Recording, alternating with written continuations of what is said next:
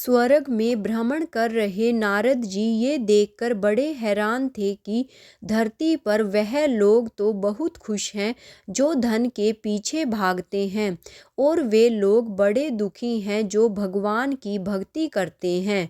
इस विचार से ग्रस्त नारद जी काफ़ी परेशान हो गए, और जब उनसे रहा नहीं गया तो वह सीधे पहुँचे बैकुंठ धाम।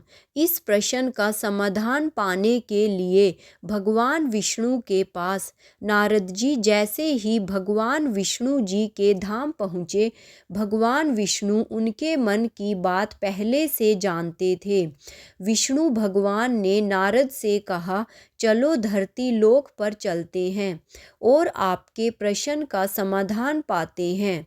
दोनों साधु का भेष धारण कर धरती लोक पर पहुँचे। वह दोनों सबसे पहले एक बड़े व्यापारी के द्वार पर भिक्षा मांगने के लिए गए।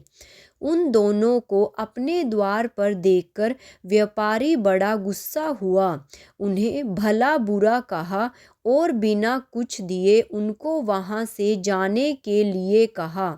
जाते जाते साधु के रूप में भगवान विष्णु ने उसे आशीर्वाद दिया कि तुम्हें और भी ज़्यादा धन मिले।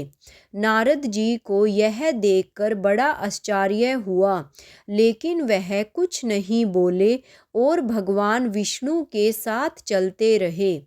थोड़ी देर बाद वह एक बूढ़ी माँ की कुटिया पर पहुँचे। वह गरीब बूढ़ी एक छोटी सी कुटिया में रहती थी। उसके यहाँ जाकर जब दोनों साधुओं ने भिक्षा मांगी तो बूढ़ी माँ बोली, मेरे पास तो आप लोगों को देने के लिए ज़्यादा कुछ है नहीं, लेकिन हाँ, मेरे पास एक गाय है जो दूध देती है। अगर आप चाहो तो मैं उस गाय का दूध दोह कर लाती हूँ। आप दोनों के लिए उसे पीकर अपनी भूख शांत कर सकते हैं। साधुओं के हाँ कहने पर बूढ़ी माँ ने दोनों के लिए दूध का इंतजाम कर दिया। खुश होकर साधु के भेष में विष्णु भगवान ने जब बूढ़ी से कहा कि बताओ तुम्हें क्या चाहिए, तो बूढ़ी माँ ने कहा कि मुझे कुछ भी नहीं चाहिए, बस आप आशीर्वाद दे दीजिए, मेरे लिए इतना काफ़ी है। आशीर्वाद देकर दोनों साधु वहाँ से जाने लगे। तब जाते जाते विष्णु भगवान ने बूढ़ी माँ से कहा कि तुम्हारी गाय कुछ दिनों में मरने वाली है। वहाँ से थोड़ा आगे जाने पर नारद जी बड़े परेशान हो गए और विष्णु भगवान से बोले, यह कैसा न्याय है भगवान आपका। जिस व्यापारी ने हमारा इतना अपमान किया, हमें गालियाँ दी, आपने उसे और ज़्यादा धन पाने का आशीर्वाद दिया, और इस बूढ़ी माँ को जिसने हमारी इतनी सेवा की, हमारे लिए दूध की व्यवस्था की, उसे आप कहते हैं कि उसकी गाय जो कि उसके जीवन का आखिरी सहारा है वह भी मर जाएगी। ऐसा क्यों? नारद जी के सवालों को शांत करने के लिए भगवान जी ने चेहरे पर मुस्कान के साथ कहा कि मैंने उस व्यापारी को जो आशीर्वाद दिया, दरअसल वो उसके लिए शाप था। उस व्यापारी का मन पूरी तरह से धन कमाने में फंसा हुआ है, और अगर उसे और ज़्यादा धन मिलेगा तो वह आखिरी समय तक उसी धन के पीछे भागता रहेगा और अगले जन्म में सांप बनकर उसके पास कुंडली मार कर बैठा रहेगा।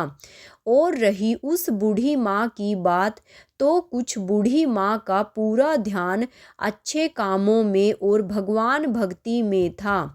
हाँ, सिर्फ थोड़ा सा मन उसका उस गाय में अटका हुआ था, और वह अपने आखिरी समय में उस गाय के मोह में यह चिंता करती रहती कि उसके जाने के बाद इस गाय का क्या होगा।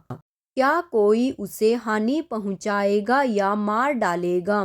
और वह पूरी तरह से मुक्त नहीं हो पाती।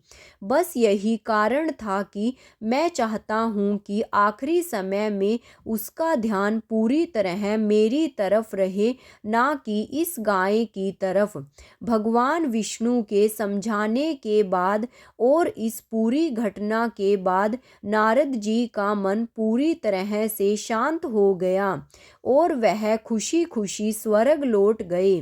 दोस्तों, छोटी सी ये कहानी हमें कहती है कि हमें अपना जीवन अच्छे कामों में समर्पित करना चाहिए, ताकि अंत के समय में भी हम अच्छे कामों के बारे में सोचें और भगवान के बारे में सोचें और इस जन्म मरण के बंधन से मुक्त हो सकें।